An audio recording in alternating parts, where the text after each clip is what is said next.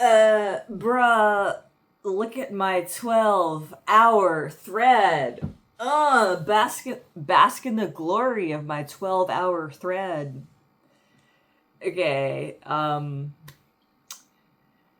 so what happened was, like, okay, so because I'm on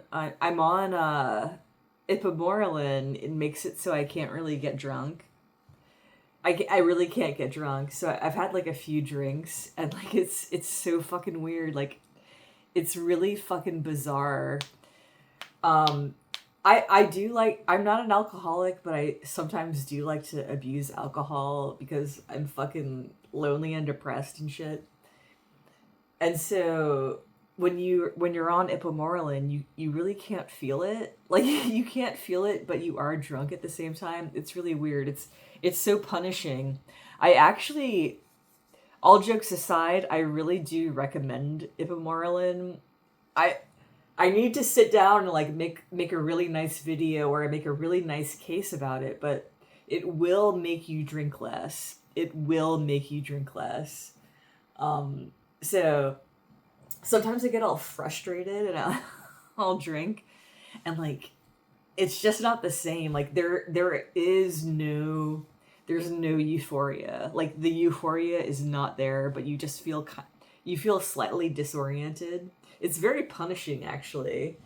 And so the more, like, the longer you take Ipamorelin, it actually, it's like some Pavlov shit. Like, it conditions you to not want to drink because over time your brain thinks this just doesn't work. Anyway, so bask in the glory of my long ass thread. How the fuck am I the only How am I the only person on Earth who's digging through this material? That can't be the case. All right. I'm getting non-drunk. I'm getting non-drunk right now. And I'm also like I like to smoke weed, and it also makes it so you can't smoke weed. So I'm gonna stop doing it. I'm at the very, very tail end of this vial, but it builds up. You put it into your system and it stays there. So God only knows how long it's gonna stay there. I'm gonna take a break and then I'm gonna go back to it because it's clearly super good for you. I'm telling you, alcohol abuse bros. Okay, anyway. So I want to tell you a funny story. And I also want to, I'm going to drink some wine here. Wait, hold on.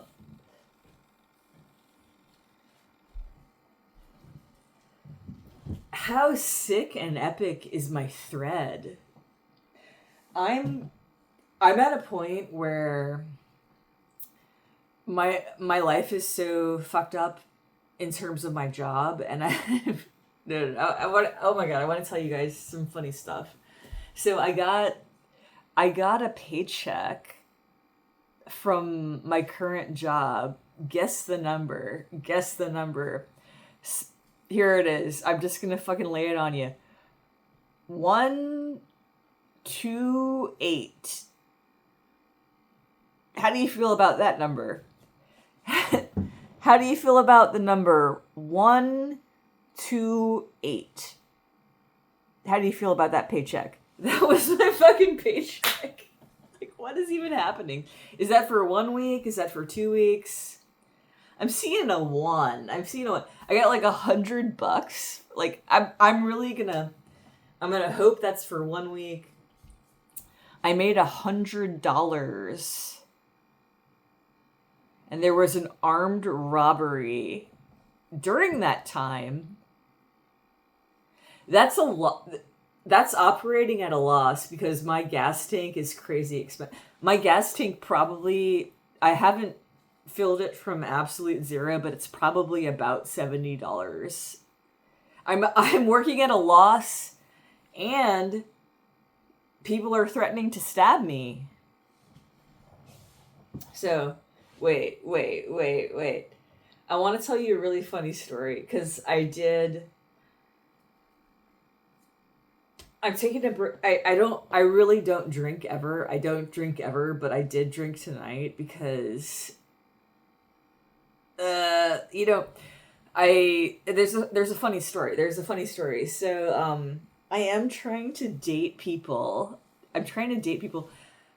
I'm too old. I'm telling you, like, it's a statistical thing. Like, once people reach a certain age, the likelihood of making any type of relationship, like a friendship, a romantic relationship, any type of relationship, it falls off a cliff. Like, you make relationships in your teens and 20s, and then when you're older, it's not gonna fucking happen. Like statistically, it's not there. It's not gonna happen. People do not make friends when they're 50 years old. It's a part of our fucking genome. It's a part of our fucking genome. You don't make relationships later. Okay, so I'm lonely. I'm relatively unattractive. I'm not competitive. I'm 43 years old, and I have a horrifically flat ass. And that is honest to God, that is the main fucking reason.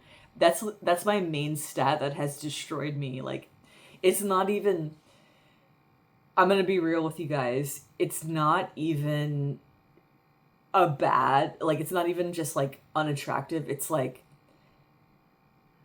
the fucking geometry of my ass is so upsetting and wrong. I don't even like to look at it. It's bad. It's really fucking bad. It's upsetting. It's horrific. I don't know what this is. Like, it's men always fucking lose their shit, and they're like, they just constantly call me super fucking ugly because I have this. It's like whatever, I forget what concave and convex. It's the one that goes in. Like, it's like my ass is like going in. It's so fucking bad. It's so fucking bad. I don't want to look at it. It's objectively wrong. Men fucking hate me, dude. Men fucking hate me for the fucking ass. They hate me for my fucking ass. Okay, so I got rejected.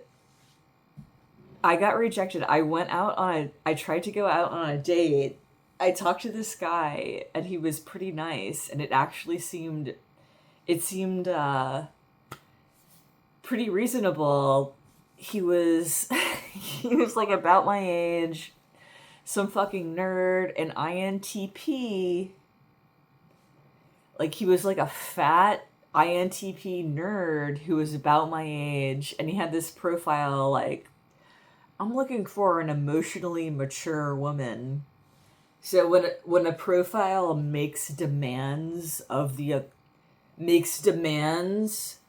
suitor, that's a red flag. So that was a red flag. How he said, I'm demanding this of my partner in the profile. That's one red flag. I chatted with him for a while. He seemed really cool. He was just like some nerdy computer scientist guy living out in the suburbs. He said he was an INTP, which is a huge red flag. I have two types. There are 2 types out of 16. I have 2 types out of 16 that are blacklisted.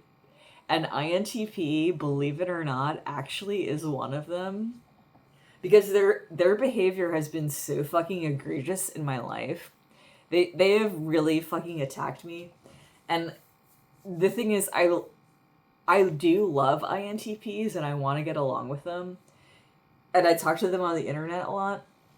And so, like, there's something about it where I'm like, I can't accept that I've blacklisted INTP specifically. And so I was like, all right, give them a chance. INTP, let me tell you about INTP. They are selfishness personified. They are perfectly selfish, and that's why their relationships don't work. I've met a lot of them. I've analyzed a lot of them. They're totally selfish. So this guy was an INTP, so that was a red flag that I ignored. And then here's another red flag. Something that will happen in New Orleans is that if someone who lives out in the suburbs calls New Orleans the city, that's a massive red flag. That's like some kind of weird like mental illness sign, because even though New Orleans is a major metropolitan area, it's incredibly small. It's incredibly small. Like, you could drive across whatever expanse that we have here, you could drive across the whole thing in 30 minutes. Like, yes, there are different neighborhoods and suburbs and this, that, and the other, but from my experience in dating, if some dude out either way, like wherever they are, they're gonna call New Orleans the city, that's a massive red flag. So he was like, I'll come into the city. We had nice banter. It seemed really nice. He's like a fucking web developer dude, like a nerd. Cool, I'm into it. Like, you're in the suburbs, we're about the same age. Like, he was like 38 or 39. Like, clearly suddenly got a wake-up call about like, oh no, INTP, oh no, I haven't worked on relationships, I want a relationship. Like, here I am on the dating app. It seemed pretty nice. Okay, so then he was like, we were flirting for like a week. It seemed good. And then he was like, hey, let's go out. It's Friday night. Let's go out at 9 p.m. We'll go to in the heart of the French Quarter. It was actually a very nice jazz, you know, like a touristy thing for the tourists, but like a classy fucking like cushy bar, like fucking motherfucking Tina Turner impersonator up there, like sitting on the velvet seats. Like, all right, I'm into it. I went down there by myself. He wasn't there. Here's another red flag. Here's another red flag. If they only talk to you on the dating app and they don't talk to you over your text, over SMS, over text, if they don't transfer from any sort of dating app. I talked to him, this was a Facebook dating app guy. If they're skittish and they don't want to give you their cell phone number, that's a huge red flag. So we were talking over the app, and then he was like, oh, I'm going to be 30 minutes late. And I'm sitting down there. I walked into the heart of the French Quarter at night in a cute dress with earrings on. I did my fucking hair. It fucking like curled up because it's so fucking humid, dude. I straightened my hair like multiple times today. I straightened my fucking hair. I looked nice. I had earrings on. Like, I had a cute dress on. Go down to this fucking bar. I fucking talk to the people. I'm hanging out at the bar. I talk to people there. I'm getting like information about this jazz thing. Like, it's actually free. It's free, but you gotta put your name on a waiting list. I'm waiting for not texting, talking to him through the app. He says he's gonna be 30 minutes late. I say, that's okay. I wait for 40 minutes. I wait for 41 minutes. And then I leave. I have fucking standards, dude. This dude fucking stood me up, man. And INTPs are such fucking scumbags. They're so fucking selfish and greedy. They are greed. INTP equals greed. INTP equals selfishness. Like, fuck these people. I hate them so fucking much. They're fun to banter with because they're interested in factoids. Fucking INTP. So blacklisted. And so, like, I was like, I'm gonna fucking drink, and I can't even get drunk. And fuck that guy. That was fucking rude. And then I blocked him. And fuck you.